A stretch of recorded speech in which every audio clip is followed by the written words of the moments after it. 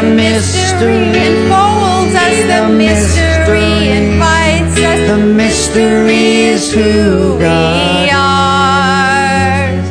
The mystery, the mystery, the mystery is who God is. The mystery, the mystery, the mystery is who God is. The mystery is who we are.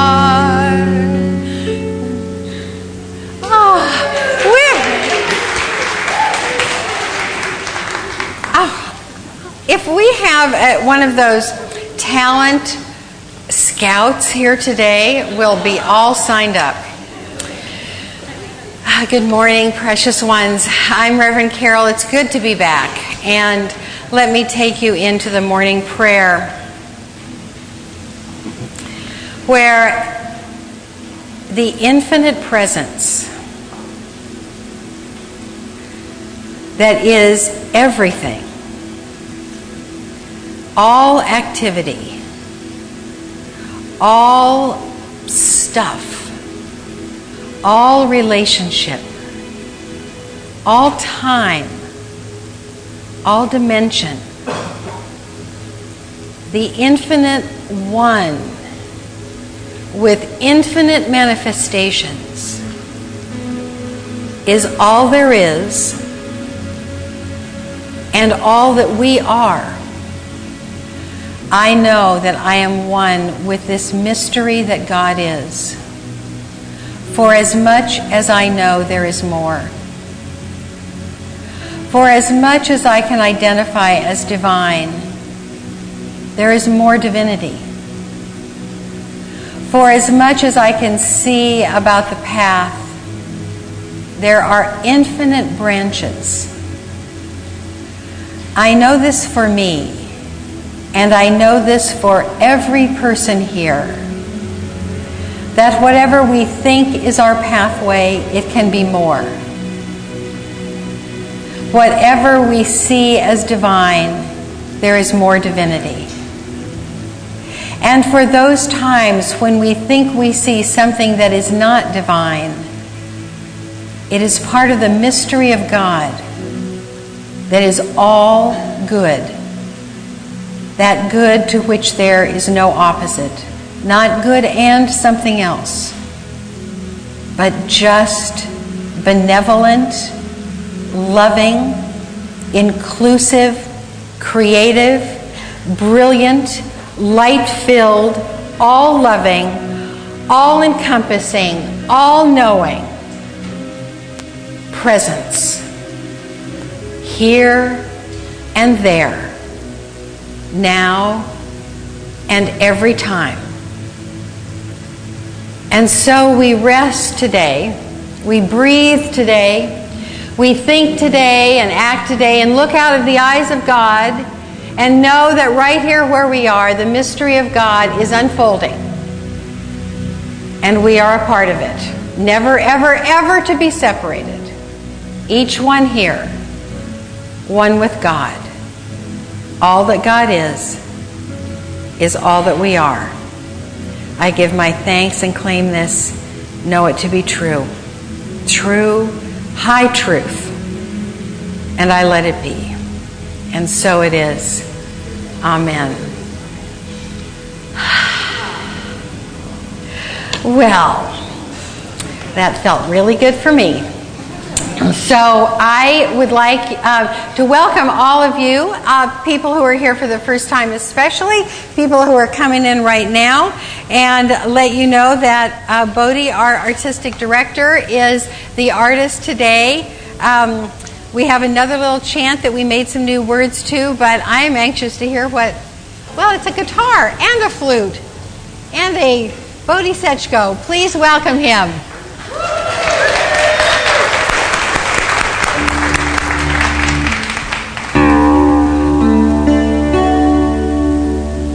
Morning. Got a new guitar this week. What do you think? Woohoo! So I thought I had to bring it here and show it off.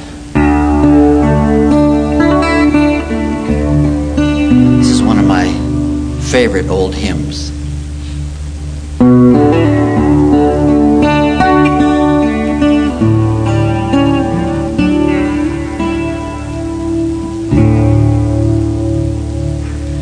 My life flows on in endless song above earth's lamentation. I hear the ring, though far off him that hails a new creation.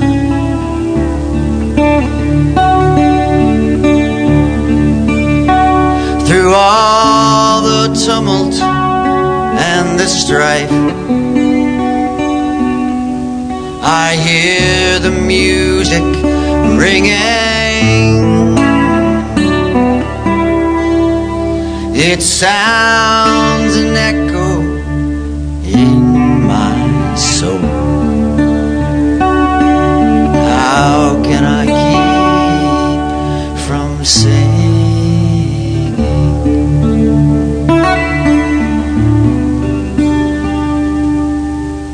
I lift my eyes, the cloud grows thin. I see the blue above it, and day by day this pathway smooths. Since first I learned to love it, all the peace of Christ makes fresh my heart, a fountain ever springing. All things are mine inside His. How can I keep from singing?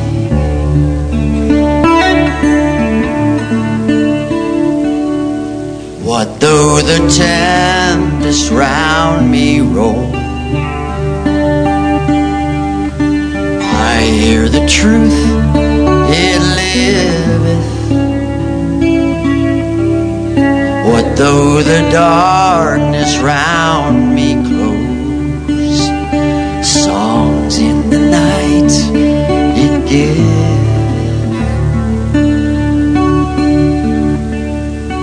No storm can shake my inmost calm, while to that rock I'm clinging. Since love is law, heaven and earth, how can I keep from saying?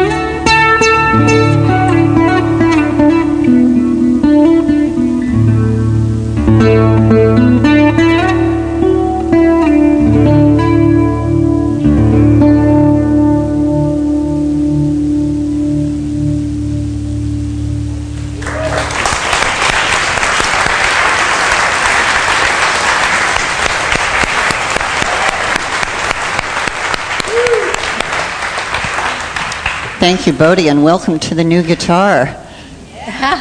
You're performing this evening in Fairfax, are you not? With Deep Six at the Sleeping Lady. At what time? 6:30. Good morning, everyone. I'm delighted to share what we sometimes call the announcements, but actually it's an invitation to play and pray and connect in this wonderful community in so many beautiful ways. And we begin by blessing the children. Selma is holding space for the children of our community. Thank you, Selma. And in our hearts, we bless all of the children throughout the world. And particularly welcome the children of our community next week. Today we have a very important opportunity. Those of us who are officially members of this community have the opportunity to register our vote that will go to the convention, also called the gathering, at this historic time of the coming together of two branches of religious science that have been split. So please, those of you who are members, stay and be part of that historic moment of putting our word behind our vote. We offer gratitude today for all of the people, each and every week, who bring nourishment and refreshment in the form of our treats and snacks after service. And particularly today, gratitude to Man Spirit, who even now is cooking up something wonderful for us to enjoy along with the annual meeting. So you can purchase a breakfast for $5. So let's offer gratitude to Man Spirit and everyone who brings food.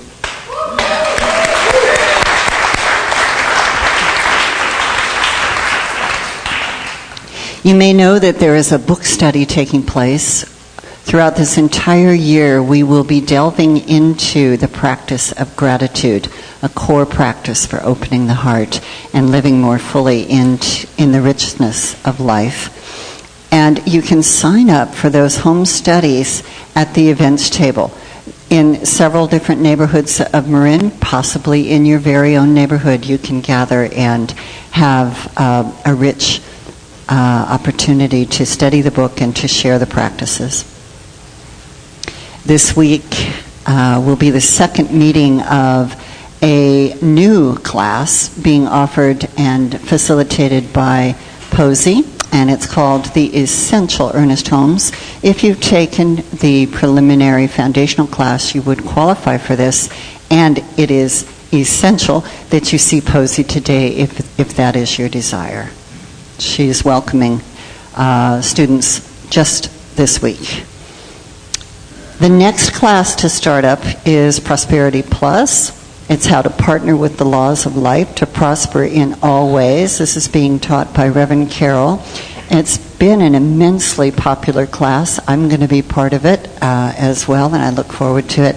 It begins on February 23rd on Thursday evenings.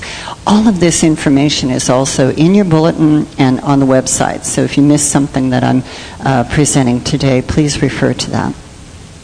This week on Wednesday from 7 to 8 p.m. is the monthly Visioning for Your Life. Some of you may have been present for a talk that I gave a couple of weeks ago on the power of this practice of visioning. And if you'd like to experience it, here's an opportunity. No pre-commitment or pre-registration required.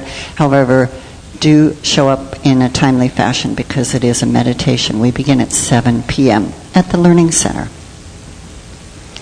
Next Sunday, those of you who've been participating in the Secret Friends, love notes and gifts and so forth, next Sunday is the reveal. You get to find out who's been gifting you with these little sweet blessings. So be sure to be here for that kickoff. And now I invite Polycarp up to tell us about an upcoming event.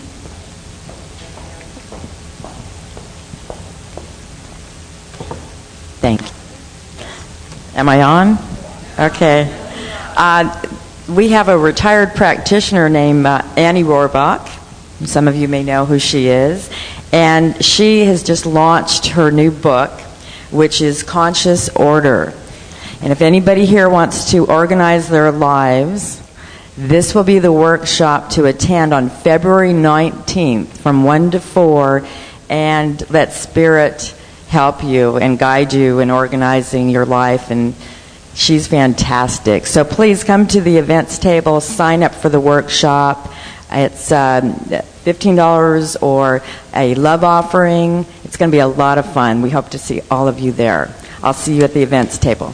Thank you, Paula. And one final announcement. Our founding minister, Reverend Lloyd Tupper, is speaking this afternoon in San Francisco at 2 p.m. at the Century Club of California. And he's doing a series on the foundational greats of New Thought. And today is Joel Goldsmith, a real treasure. So those of you who are inspired to delve into that topic, information again is on the events table. And now, fresh from Hawaii, our beloved Reverend Karyl. Please welcome her.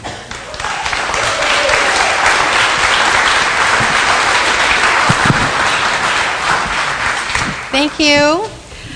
Before I begin my talk, I have one slight correction, and I'd only say this because it has to do with legalities.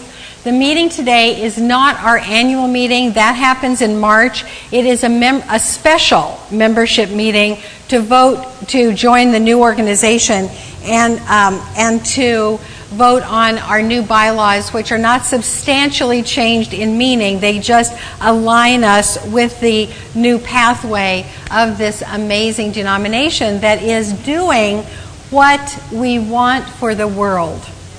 And that is coming together. Rather than anything else, coming together. Woohoo! And so we get to vote. We get to vote instead of being International Centers for Spiritual Living and the United Centers for Spiritual Living. All that's going to go away, and we are becoming the Centers for Spiritual Living, doubling our size in the world for both of us. So, great. So, I am freshly back from Hawaii, and I'm going to tell you a Hawaii story a little bit later. But I'm happy to be back, and I am so grateful that Janet Ryan and Reverend Judith Fleener spoke for me for these 2 weeks. I understand they did a fabulous job, and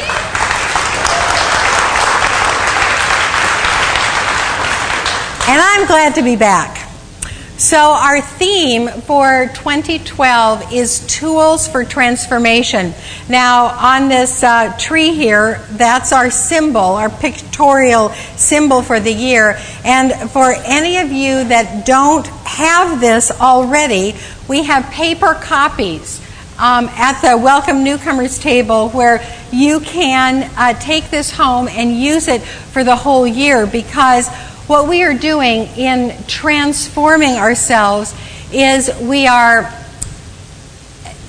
way to look at it is that we are changing at depth.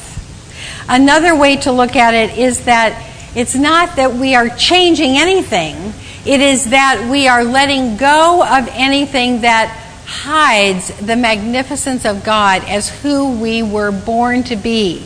So whether it feels like a change for most of us because we live with self-imposed lies and limitations that have no basis in truth. And when we just let them go, they just kind of like drift away like a puff of smoke, and the magnificence of who we really are emerges. And so we're practicing that and also seeing and drawing out the magnificence of each other, because when I look in your eyes, I know who you are. I know that no matter what you've done, whatever anybody told you, the situations you've got yourself into, none of that matters. You are perfect, whole, and complete just as you are. And so what we are doing with this tree is that every single week there is a word that we talk about that has to do with transformation. And so we have 52 numbered leaves on this tree, and so far we've had number 1, opening, number 2, innocence, number 3, vision, number 4, gratitude. And because these look like a little alien pod thing here with these two little feelers, these are places for you to write an affirmation and an action step. Because you can feel as good as you can feel on a Sunday morning, and if you don't do something different, your life will not change. And so transformation is about changing your thinking and changing your actions, and that becomes a practice. And in this wonderful book that we are also studying for the whole year called Living in Gratitude by Angeles Arian, she says, practice is meant to be active, rigorous, and dynamic. You know, we do something a little bit different so that we have a different outlook on life, and then life seems to change. Okay? So as you see, we do this, you do this. That's why you have your own tree. And that's why you can just think and say, well, like for example, with opening, what could I do to become more open? And then you make a commitment to that. And if you do it for a week, great. And if you do it for a year, fabulous. So that's the idea here. And as you do these things, as you say these affirmations to yourself, as you think differently, as you act differently, as you practice with action, rigor, and dynamism, when things change, if you'll tell me about them, then I'll have more great stories to tell. Because, and I want you to know that I do tell stories about you. But I never do it without your permission. So that's that. And if you want to tell your own story, even greater. So today the topic is plant the seeds and see what happens. And so we have this wonderful altar by Kathy Fowler about seeds and about planting and about what happens when you plant seeds. You get flowers and fruit and wonderful things to eat and smell and put in your home and nourish us body and soul. And the wooden angel is there to bless the whole process of growing. So what farming is about manifesting. And what our work is about manifesting. It is about co-creating the life that we want. And it is a process, just like farming is a process of getting the soil ready, planting the seed, watering it, tending it. The planting of the seeds of consciousness is what we do. Now, Pat Malone, who does our bulletin, Pat Malone right over here, she does our bulletin every week. And yeah, give her a hand. She does not get paid enough, and so all the appreciation that we can give her is fabulous. She usually picks out a quote from Ernest Holmes' writing. You're invited to do the same. If you have a favorite quote, just call the office, and we will put it in the bulletin here. But this one that she picked today is fabulous. It's on the back.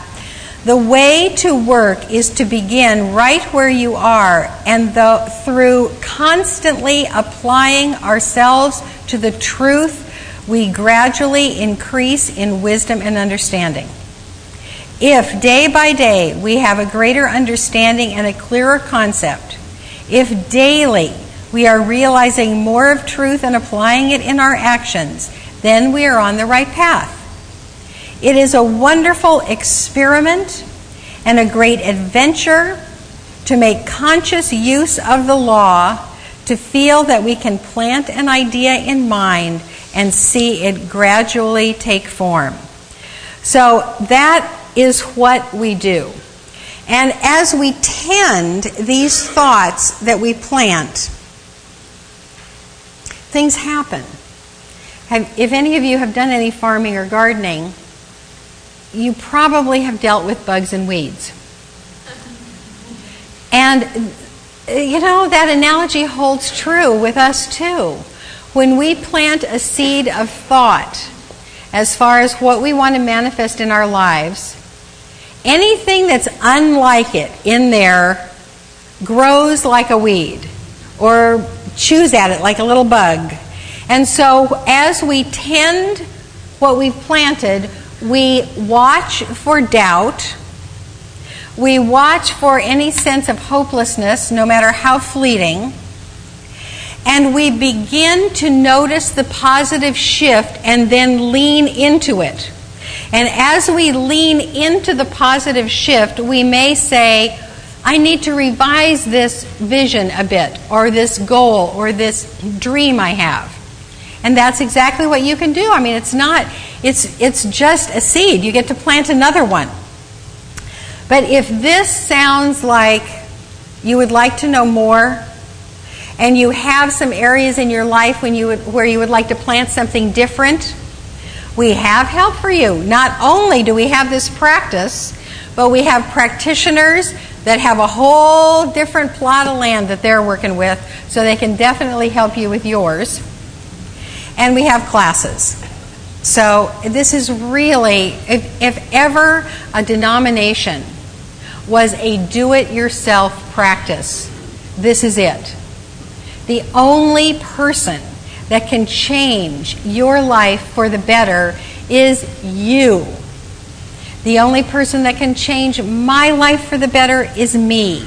And so I am working this with you, and it's just such a blessing that this is my career path, because I'd be doing it anyway. And, well, that's another talk. But anyway, this is the perfect thing to think about right now, because there is an ancient holiday that is on February 2nd. February 2nd is coming up.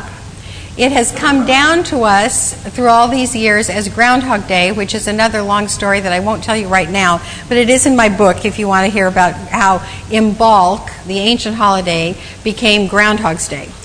But in the ancient times, this holiday that fell right on February 2nd was a holiday when the seeds were blessed that were going to be planted. And we actually have some sunflower seeds for you to take home today and plant, and we're going to bless them. And we're going to have a ritual for you to do in your little plot of land, whether it's at your front doorstep or in a pot or in your back 40, whatever it is. And there's enough sunflower seeds that if you want to take a small handful, you can, and there'll still be enough for everybody else. But this perfect time of year is when our ancestors blessed the seeds that they would plant when spring came. And spring's a-coming. You look out here and you think it's here, but it's not. Hopefully we'll still have a little bit more winter, so the roses can have a longer nap. But anyway, that's another thing too. I happen to have ancient, they're new cards for the ancient holiday in the bookstore. If you'd like to take a look at them, Leslie will show you. But what we do is we plant the seeds and then we see what happens. And we watch them come up and we pick the weeds. Now, if it were a simple equation, something like you do 75 affirmations, you do 3 spiritual mind treatments, and you act differently for 21 days to establish a new habit, and then you get the picture that's in your head.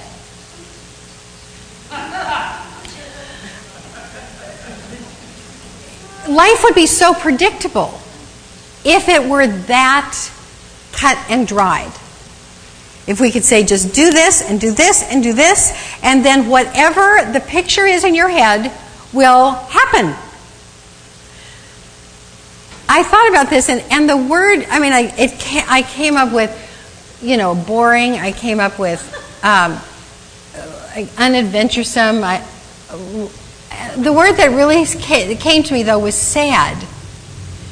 It would be sad if life were that predictable. Then the best we could ever come up with is the best picture that we could conjure. And there's infinitely more. Infinitely more.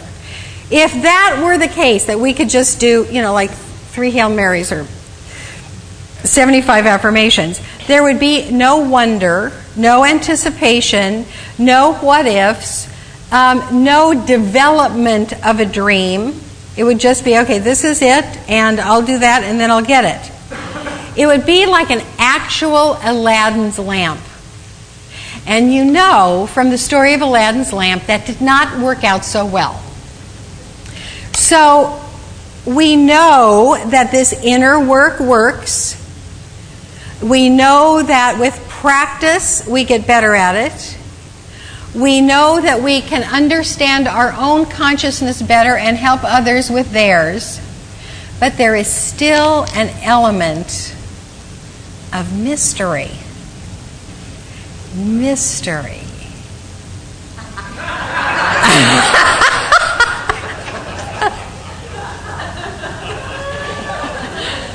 That's the word for today, is mystery. So,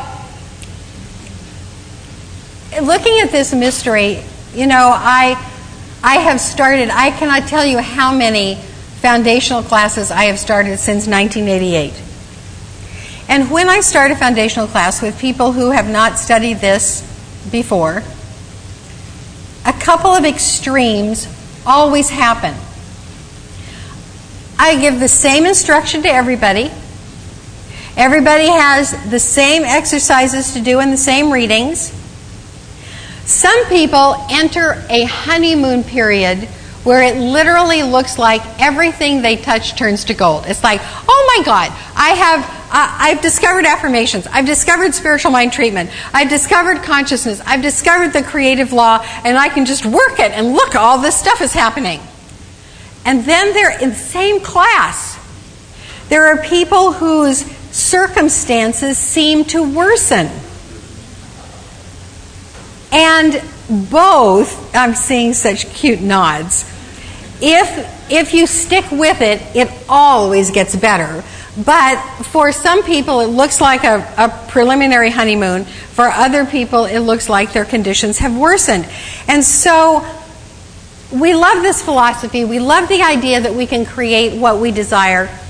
But if it doesn't happen in a reasonable period of time, for some of us, especially newbies, a couple of things happen. We assume that it doesn't work or we can't work it. Right? Have you ever felt that? Are you all the honeymoon types? Okay. So here was a story from someone that I got this week, and I did ask her if I could share this story.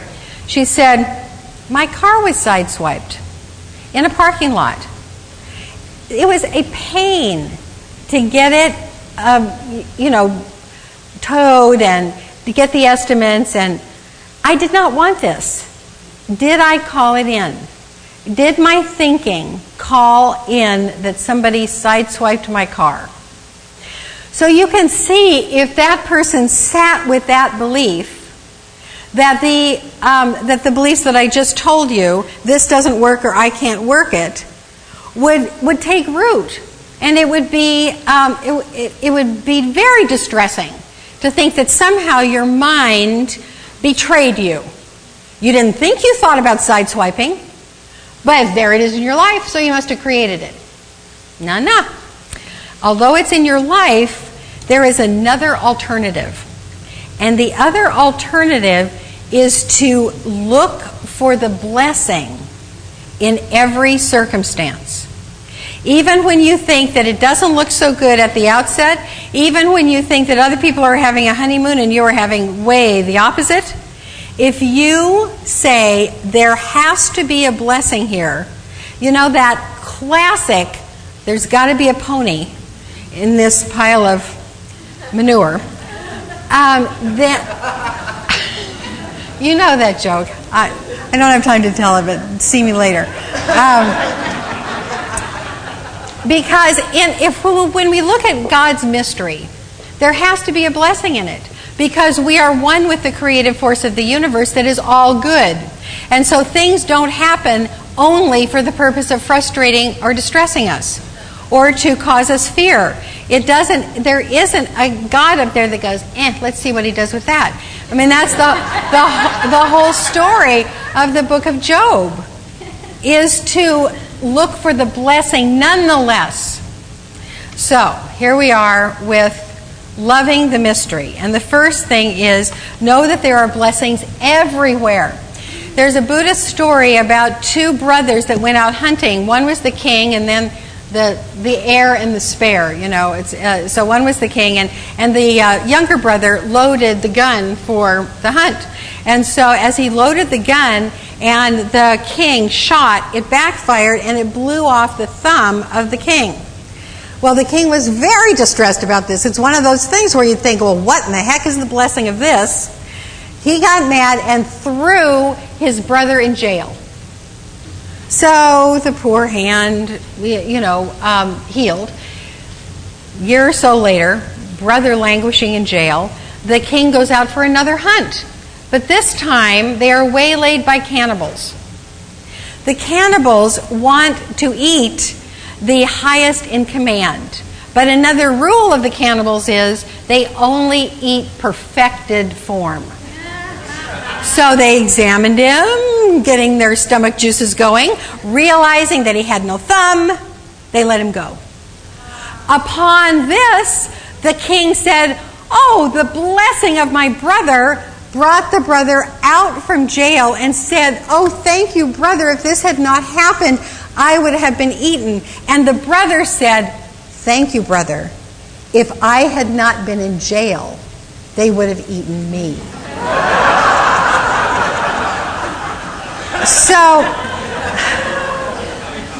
So anything can be a blessing. So this is my story from this past week. I was elected to the Clergy Council, and the Clergy Council is an organization that helps ministers. Now I have twice as many ministers to help, and this is a rotating group. So some go off and some come on. So the people that went off, one of the couples that went off, had this beautiful, beautiful home in Scottsdale, Arizona, where they used to have their meetings, and they made great martinis, and they had just a great, great time having the meeting and having a good time. Not that they had martinis at the meeting, but afterwards. So these people cycled off. So everybody was saying, "Oh, we're not going to be able to go to Scottsdale anymore." But the people that cycled on had a house on Maui. So it wasn't bad news. It was great news.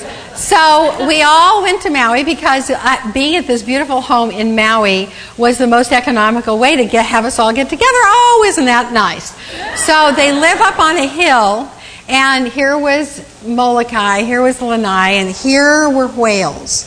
So the blessing of this time for me, in addition to doing good work at the meeting, but I went whale watching. And let me tell you, we had such a good driver of this boat.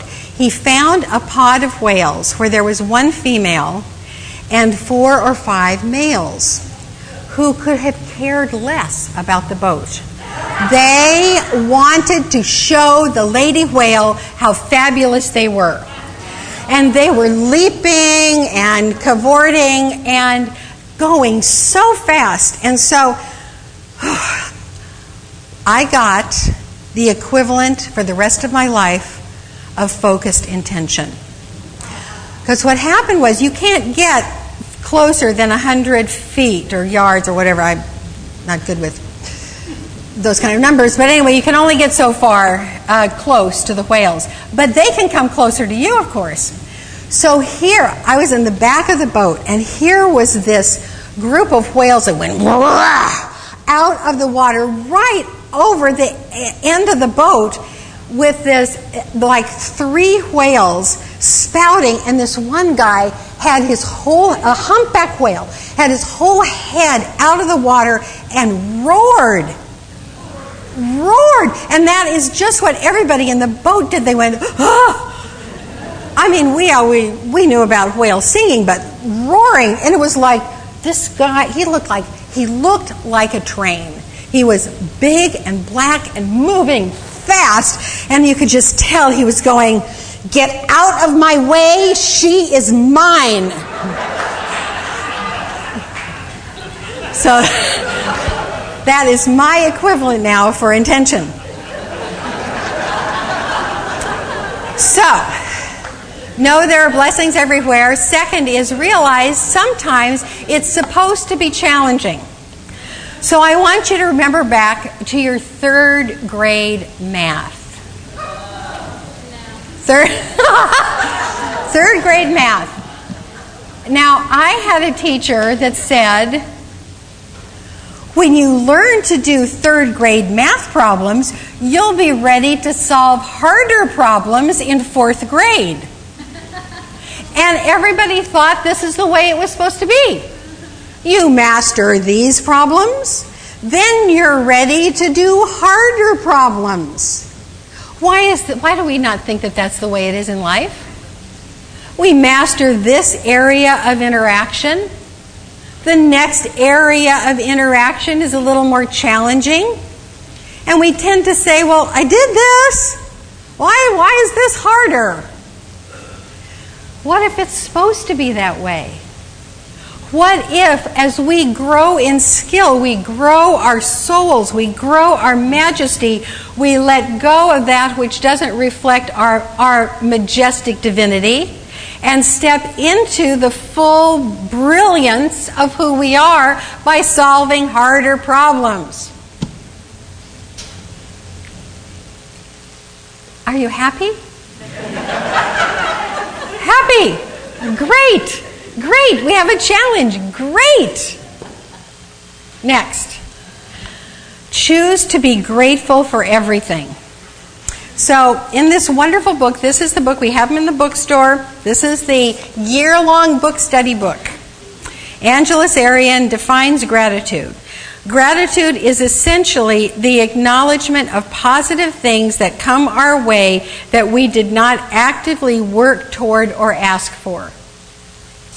Isn't that wonderful? It's like happy surprises that we get to be grateful for. And if we can develop, if we sit in the mystery long enough to say, there is a blessing here, and then we find it, okay? So here you've got a challenge. You don't condemn it. You say, I know there's a blessing here, and you find the blessing, and you do that a couple of times, 2-3 times. You get the hang of it. Then the next time there's a challenge, you don't instantly go into, oh dear, but you are already on the way of looking for the blessing, and instead of condemnation for your circumstances, you get curious, which is the last one today. Develop divine curiosity. So, I left my purse in the office on Thursday. I didn't realize this till well into the day on Friday, when I was out and about looking for my checkbook, realizing it was not in the car, then wondering, did I take my purse into the house? Is it at the office? I hope I didn't leave it on the car. And so instead of worrying, I managed my mind and I go, kind of like last year when we were at the Art of Possibility and we were instructed to go, how fascinating. My purse is not with me. How fascinating. So I live in Santa Rosa. I drove the 40 miles to the office. I was in the office 10 seconds picking up my purse. And in that time, someone who doesn't come very often to Sunday service, who didn't realize we were closed on Friday, showed up and needed some help. And then I knew, oh, okay, that's the blessing.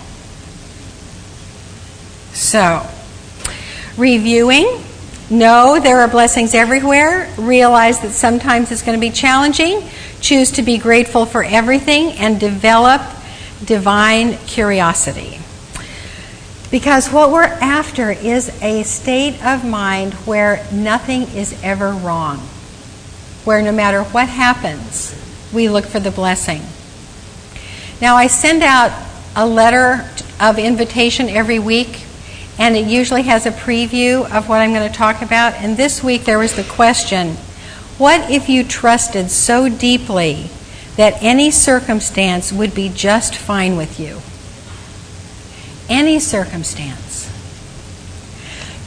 Any circumstance to the very last breath you take on this earth, and having that be okay. Or witnessing a beloved take his or her last breath, and having that be okay.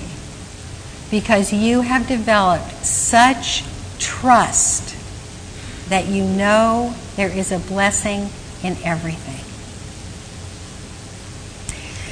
So, coming to the end here, the ritual that I invite you to do is to come to the altar and take one or two or a few sunflower seeds, and we're going to bless them just like our ancestors did. Then, when it feels right, when it feels like spring to you, prepare the ground, maybe put some fertilizer in it, kind of till it up a little bit, pray on that ground, and then write the vision for your life or a part of your life on a little green piece of paper, and plant the sunflower and the vision piece of paper in the ground at the same time. And watch what happens with the sunflower and with your dream. And because this is the end of January, this is the last Sunday in January, to review our words, you open to your good with the innocence of a child, accepting the vision you are given and saying yes or something greater. Give thanks in advance and love the mystery. So now, I'm going to bless these seeds and all of the seed ideas that you have in your heart. So the inner work is happening now. Please turn within.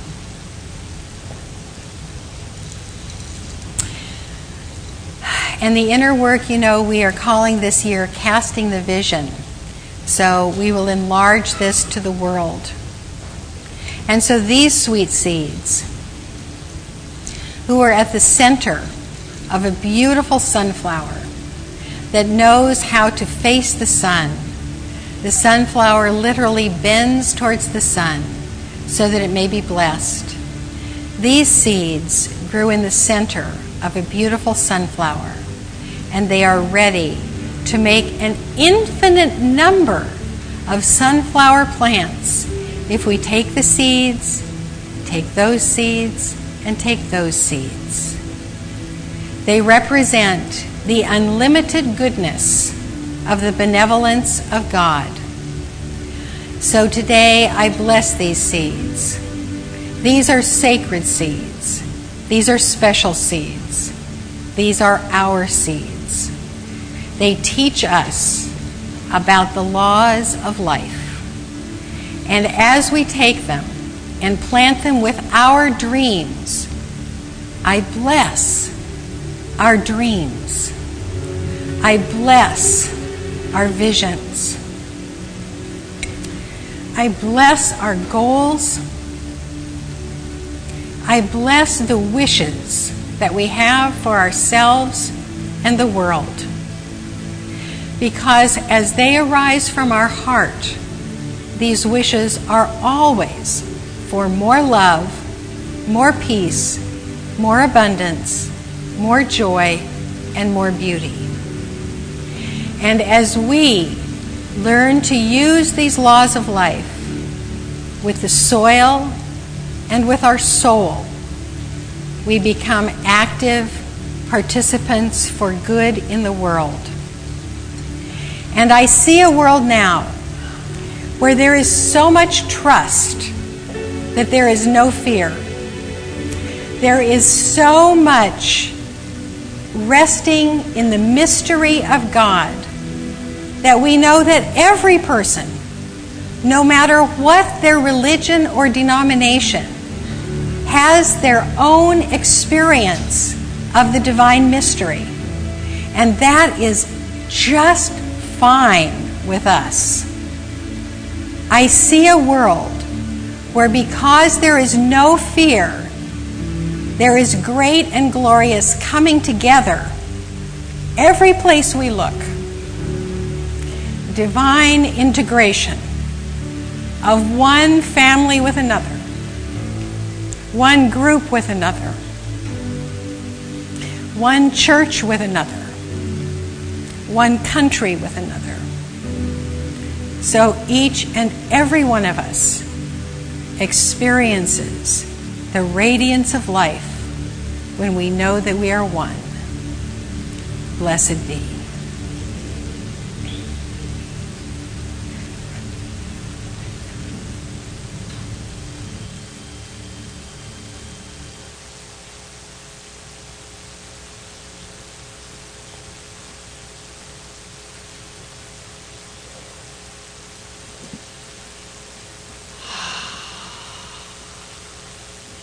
Aloha.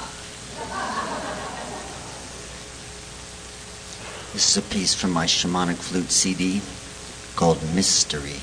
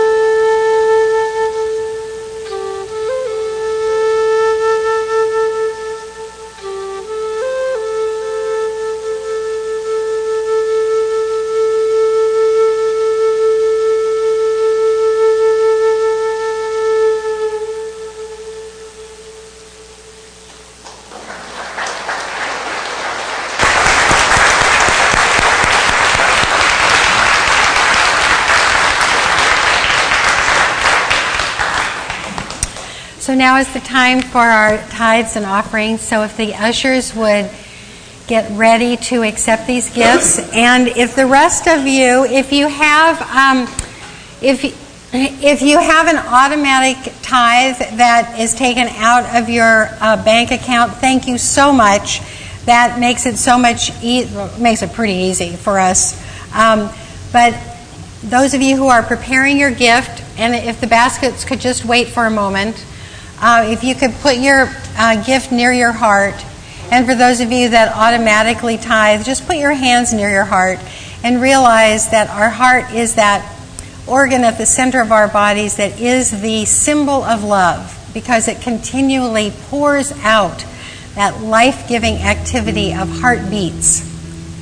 And so as we give out of the supply that has come to us, it comes with our love, which blesses this community more than the money itself. And we gratefully accept all of the gifts. And so it is. So this is a new little chant that we have about mystery. And you know the melody, and it's around. You can sing it any way you want, all 4 lines. Dear child, all attend this mystery. I have given you my treasures, all are gifts of life. Dear child, dear child, dear child, dear child, all attend this mystery. I have given you my treasures, all are gifts of life. My treasures, Dear child, all attend this mystery. I have given you my treasures, I are gifts of my life. treasures, All are gifts of life. All are gifts of life.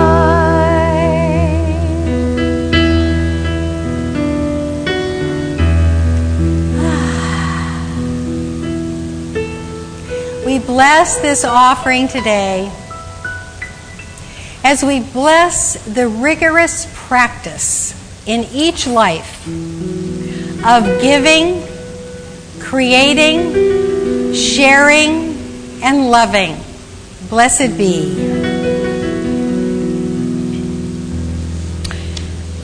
The month of love, next month. They're all months of love. So remember, book study to sign up at the events table, and also Annie Rohrbach at the events table. Please come up and take these blessed sunflower seeds and sign up for the classes at the education table. Shop in the bookstore for your Valentine's presents, and come back next week. And Joyce is going to pray us out today.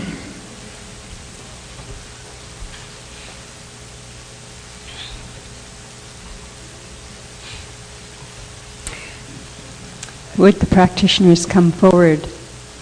And for any of you who are new here, the practitioners coming up this morning are volunteering their time to do mini prayer sessions, and all the practitioners of the community are available for full-length sessions during the week. So, I would like to dedicate this prayer this morning to a mentor of mine and many who has passed recently.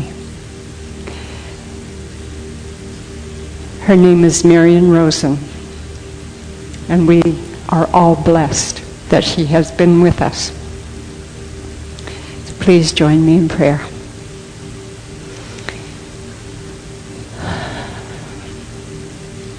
Feeling Spirit here, feeling the presence of Spirit. I know that divine creative energy is with me always, is here to support, to love, to encourage, to guide. and to bless. And as I know this is true for me, I know it is true for every person here in our community, for every person in the entire world.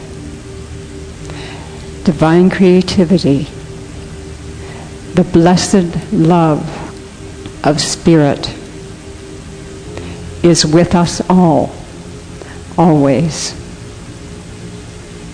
So I claim for each one of us here a release of any separation, of any fear, any doubt, any weed in our mind, any thought, any trauma that we might hold in our bodies, that we release those, that we free ourselves from those burdens, and that in that spaciousness created,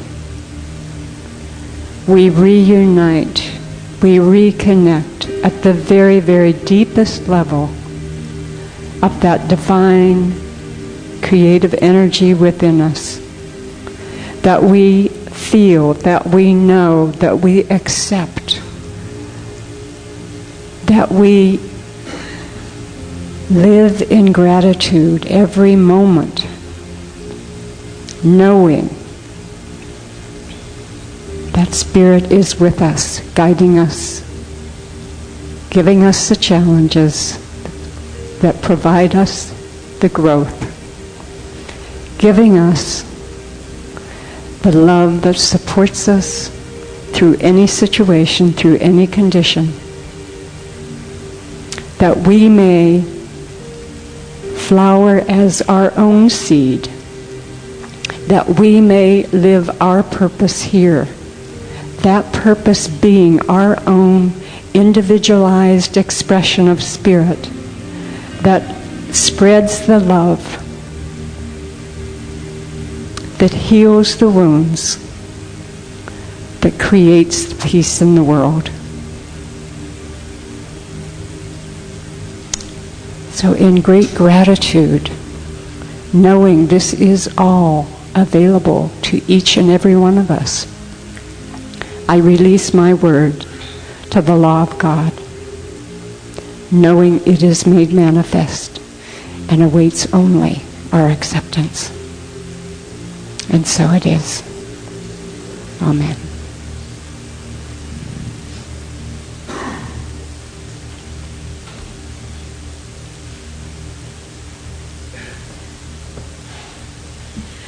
So I think we can keep the chairs right here up.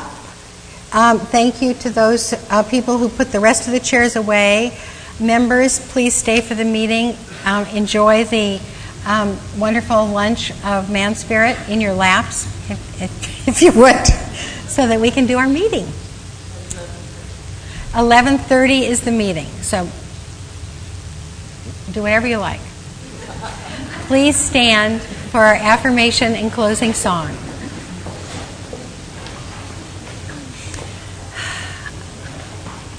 And together, I love the great mystery. As much as I consciously know, I know the mind of God is infinitely greater. I know the mystery is forever loving and supportive. In it, I am safe, secure, and loved.